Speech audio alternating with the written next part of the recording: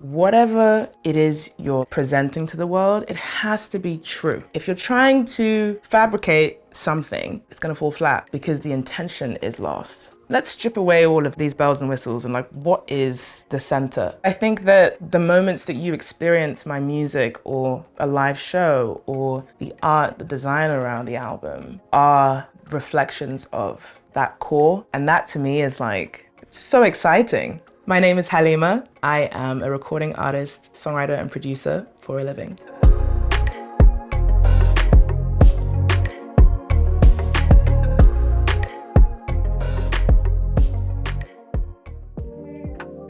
I'm working on my debut album called Sweet Tooth. The first single came out, it's called Cocoa Body, and we're having a release party event for the single in Brooklyn tonight. So just getting ready for that today. I've never done a show like this before, but I think it's gonna be incredible.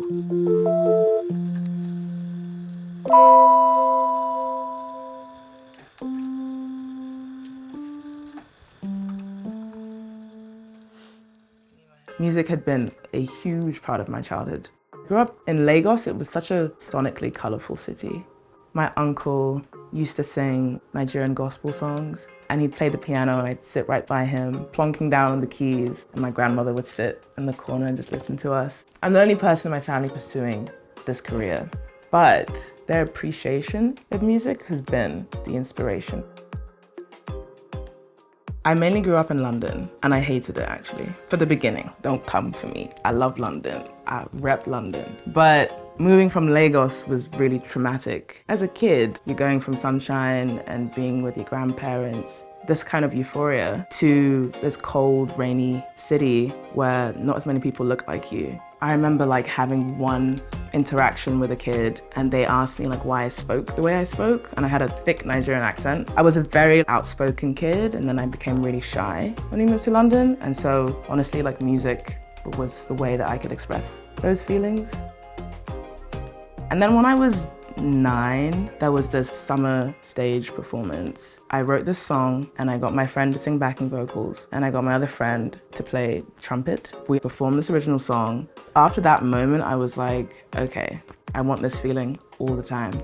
And it was the fact that we had created something together and then we showcased it and we were celebrating the whole process that had gone into creating. And so I think that I always have that feeling, celebrating the culmination of the process. There's nothing like it.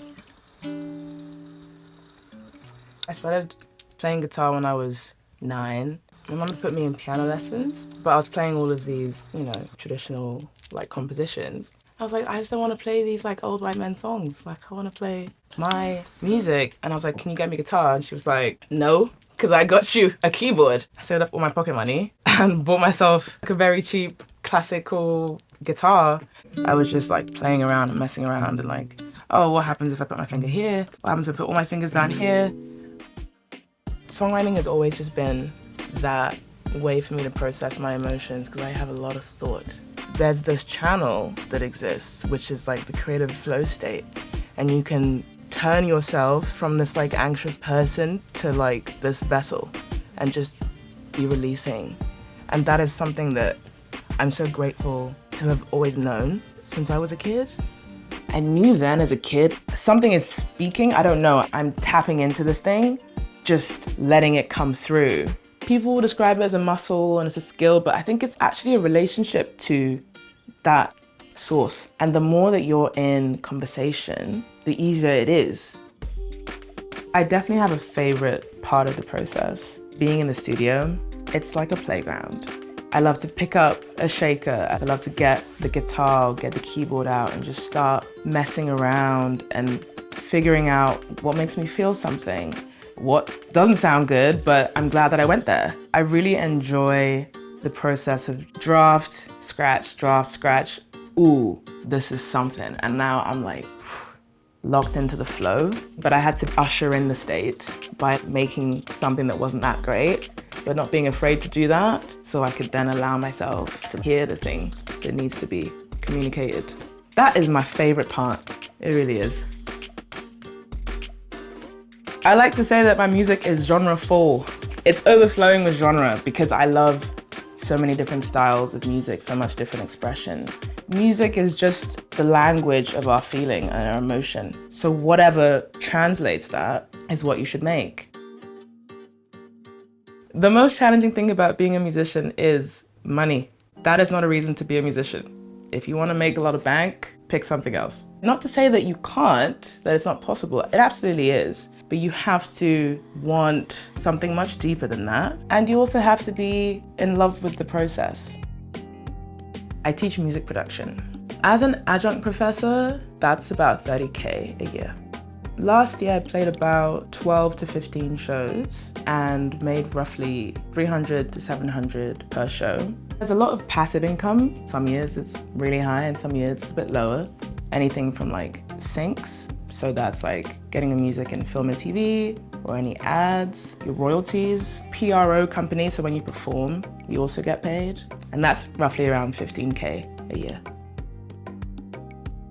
It's actually quite spiritual, advocating for yourself in this music industry. As a queer Black woman, I think it requires being very discerning, a lot of willpower, and the reminder that you're not even just doing this for yourself. It's going to reflect on other people who come later, who look like you and can get this opportunity easier than you did.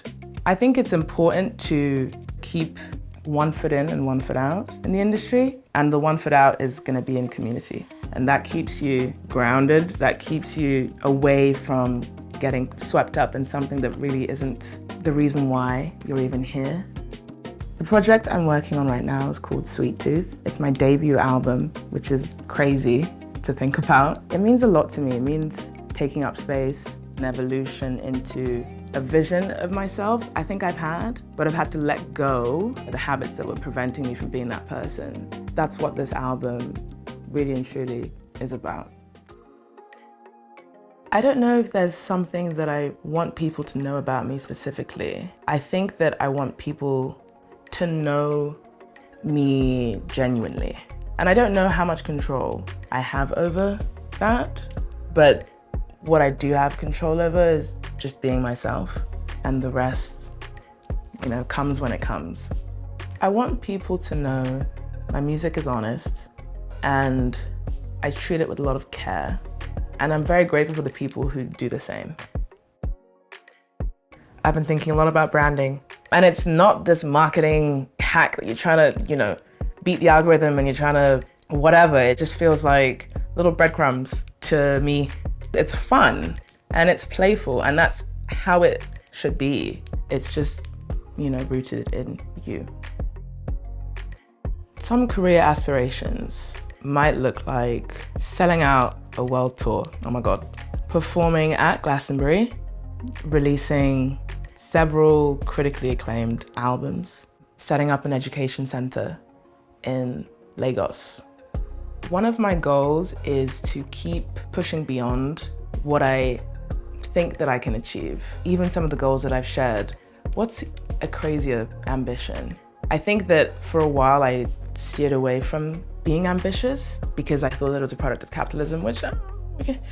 But I've learned that I like to challenge myself. It's encouraging because it reinforces that power within yourself, that we all have that, and we can exercise it and demonstrate how remarkable we can be. And so that's a goal that I have for myself. Just keep pushing beyond the limitations that I think exist. I want to have a unique experience of this life. And I think that this path is not written. Even though it can be terrifying, I feel alive every day. I wake up and I'm grateful that I can be here and I can be making this art with the people that I love. So that's what I really like about being a musician.